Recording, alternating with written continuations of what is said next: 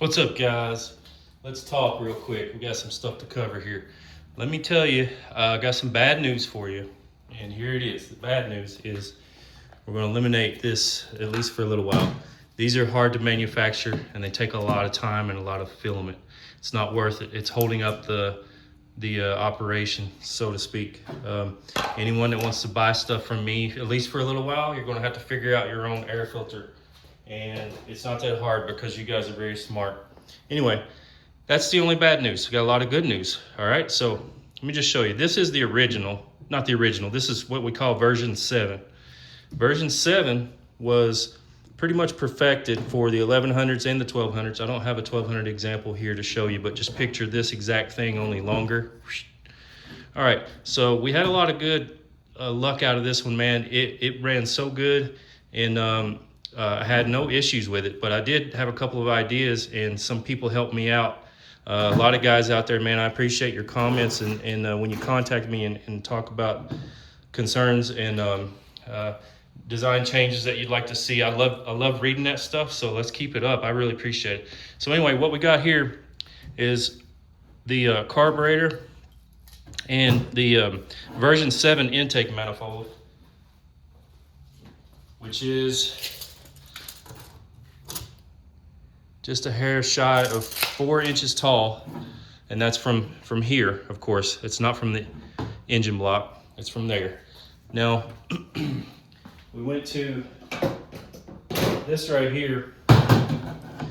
This is the exact one that was on the red bike, and if you check out the shorts, I did a short of me getting on the highway with this intake manifold, and we hit 3 digits real easy. And I backed off. It had a lot left to give. So anyone that says that you can't get to, I've seen a lot of places on the internet, like the old school guys that are welding stuff together, trying to make these intake manifolds. They always say, you can't reach 3 digits with this. Well, you can. You can reach way over 3 digits with it. Now, I'm not going to go into detail, but you saw the short and you saw how easy it was to get to 3 digits, right? Okay, so anyway, now we're at about 3 1/8.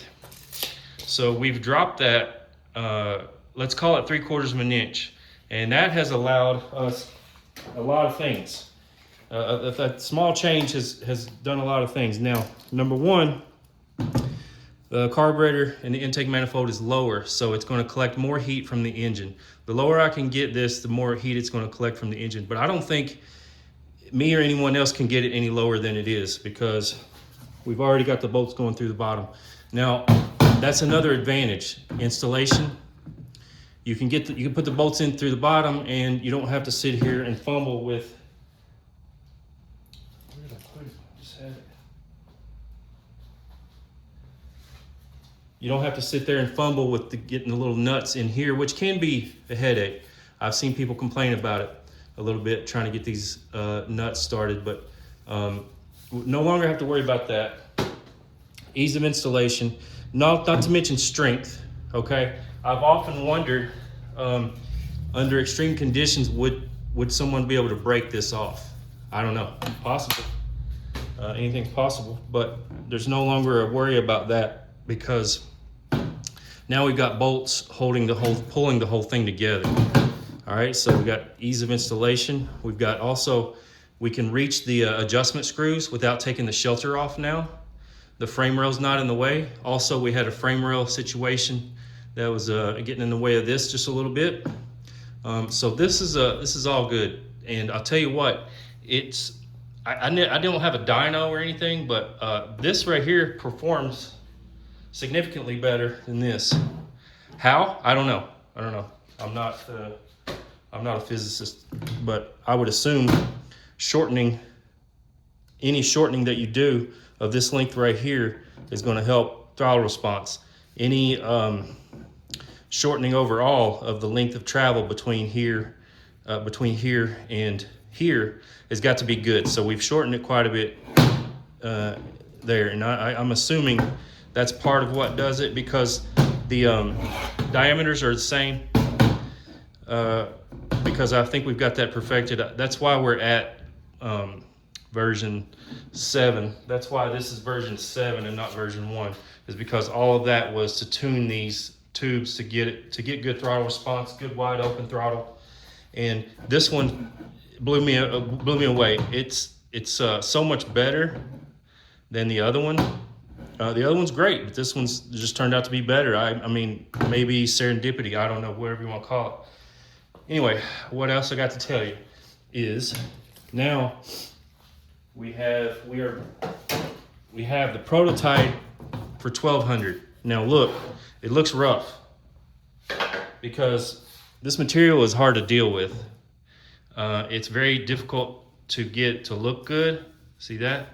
Plus it's hard on the machines, man. This stuff is really tough and it's hard to melt, and it wears out the machines faster than you can imagine. I'm always doing maintenance on these machines. But anyway, we've got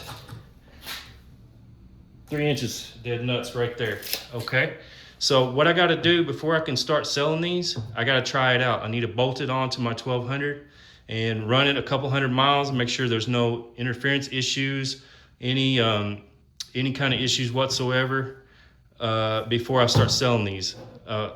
But this is going to be interesting because these are so hard to manufacture. Anyway, let's take a look at something that I want to do in the future. Now, don't get excited because this is going to take me a long time to get this worked out. Now, if you guys noticed on a previous short, I told you why I don't like 2 barrels. And it's dangerous. They're dangerous on a motorcycle. But this is not a progressive 2 barrel. This is a Carter BBD. Now I'm gonna have to modify some linkage. I'm gonna have to get rid of some of this mess. I'm gonna get rid of all this and just make it manual. All that's gonna be gone. Hopefully, I haven't even checked, but hopefully it'll fit in there. So if this will run on the 1200, man, that's gonna be sweet, because that's more than enough to give that 1.2 liter engine what it needs. Because, you know, they run these on V8s from the factory, Dodge. I had a 318, or I still have it actually, a 318 that came out of the factory with something exactly like that. Now, it's got metering rods and it's got jets and it's got like all kinds of complicated crap, but the 1200 is going to get an AFR gauge just like the 1100 has. So we'll be able to tune it by that, hopefully, and I'm hoping to get people help me out in the comments section, or, you know, contact me directly or whatever. I like my carburetor experts to just hit me up and tell me what's what, because here's another story that a carburetor guy contacted me about, and this is interesting to me. It might not be interesting to you guys, I don't know, but this is interesting to me. So here's what he said.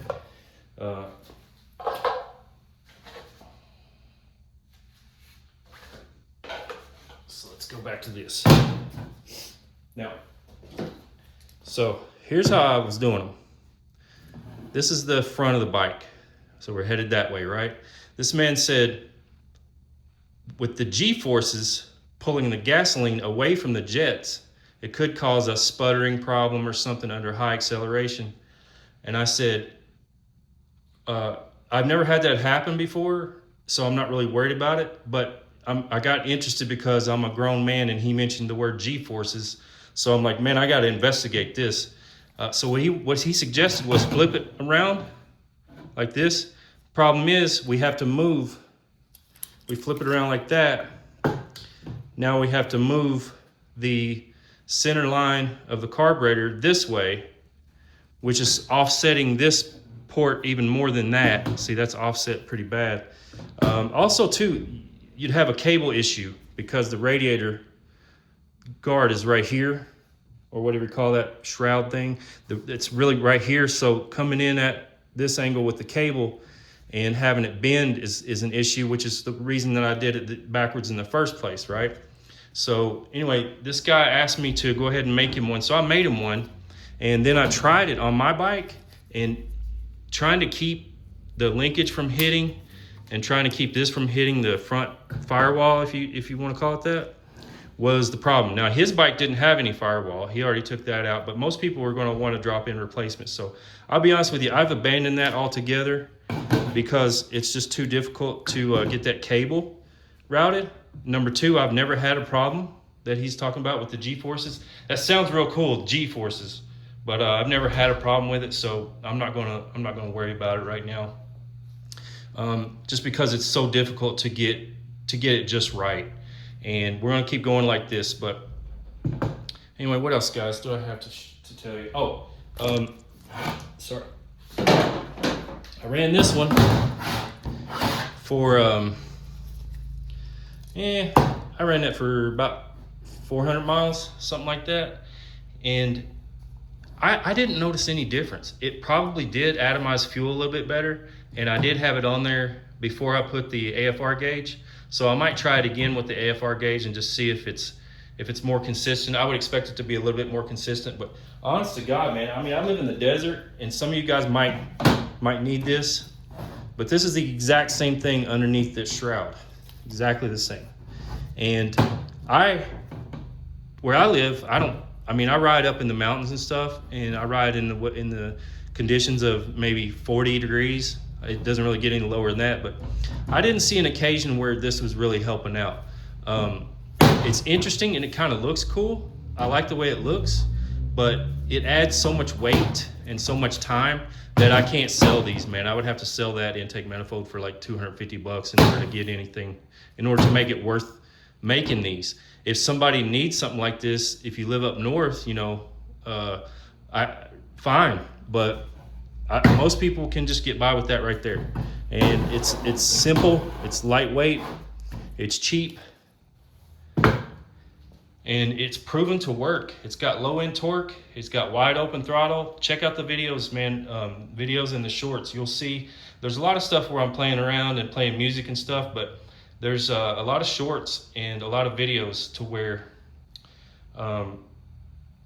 it'll show you how good it's running and stuff. And like I said, we hit 3 digits, and you can listen with your own ears, man. We had plenty of throttle left to go. We could have held it out, and I would just estimate it'll go maybe 120, 125, maybe on flat ground, but might try that later on. I'll be honest with you, man, going that fast on a 40-something-year-old motorcycle don't seem like it's all that bright of a thing to do, so I might just leave it at that. But somebody needs to know, they need to know, you know what I mean? So anyway, I'm gonna sell this one on eBay. I might put it back on there and just do the check it with the AFR gauge and just see how consistent it is. But this one will probably end up being the permanent one for the red bike.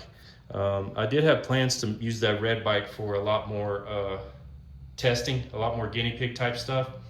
But honestly, man, the frame is so tight. The frame rails are so tight on the 1100s compared to the 1200. I can't do some of the things that I want to do, which is why we're going back to the 1200, at least for a little while. And in doing so, we'll probably run this for a while after I test this one for a couple hundred miles so I can sell them. Also, I got to figure out a better way to manufacture these because that looks like hot garbage. But this will be good enough to test on my 1200 and get some info. But I'm excited about this, man. Tell me what you guys think, because I really want to try this. But I kind of need comments, likes, subscribes. They motivate me.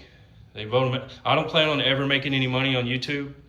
This is hopefully where I'm going to make my money, but your comments and your subscribes and your likes, all that stuff, shares, all that stuff motivates me to put aside some other project and get out here and get this done. I'm real excited about this, man. I want to see how this runs, and I really think that having the AFR gauge, data logger, all that stuff is going to help me tune this bad boy into right where it needs to be. And I bet you this is more efficient than you expect it to be. But look at that, man. That's too perfect. I cannot wait. Anyway, guys, that's the updates. If I can think of anything else, I'll hit you up with a short or something. But keep watching the videos, man. I appreciate you guys. Oh yeah, one more thing.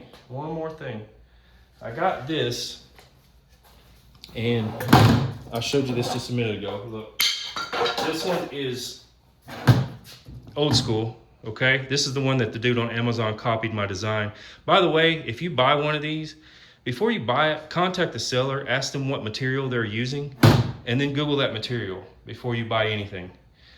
Because he's selling them super cheap, and I can't sell them that cheap because I'm using real stuff to make them out of.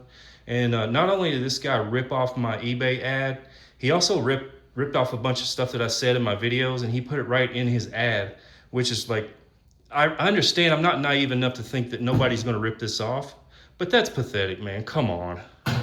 The dude's in his Amazon ad telling, saying things that I say in my videos, and that's weak, bro. That is weak. Anyway, here's what I'm gonna do.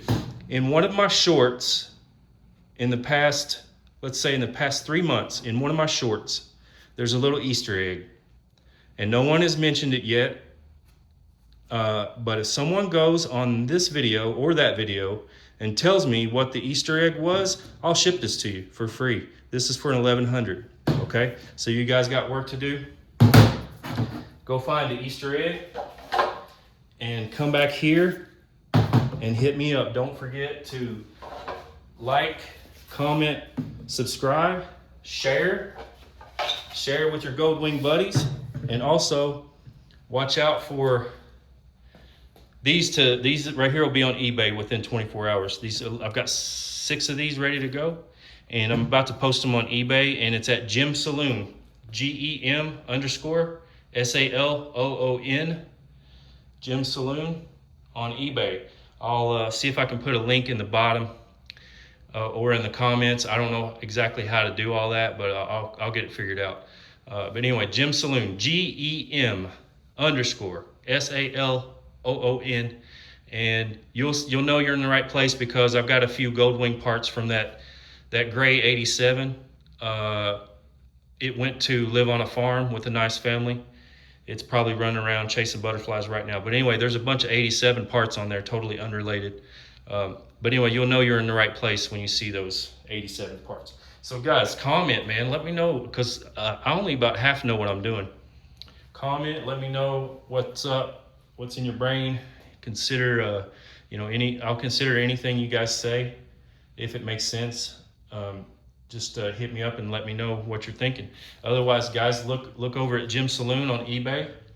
And also, I've got an 83 parts bike. You guys, anybody that subscribes, I would love to see you have some of these parts rather than somebody on eBay. But I have to charge you a little bit for it, but trust me, it would be less than you'd pay on eBay. So hit me up for that. Also look on there, the 87 parts that are on there. I've got some other 87 stuff like the digital dash and all that stuff that I haven't posted yet. But let me know if you guys need any 83 or 87 parts, and hit me up on this other stuff. And anyway, like I said, thanks guys. I appreciate all my subscribers. There's about 362, I believe, right now. And this is for you guys. Thumbs up. Don't forget the Easter egg. I will ship you that old school intake manifold as soon as you tell me what the Easter egg is and where to find it. Put that comment in either the video, the short that you're looking at that you think is the Easter egg, or come back here and tell me what the Easter egg is in the comment section. And then I'll ask you for your address, and I'll be shipping that to you. It'll have studs with it. But anyway, guys, thanks for watching all this. I really appreciate you guys. All right, have a good day.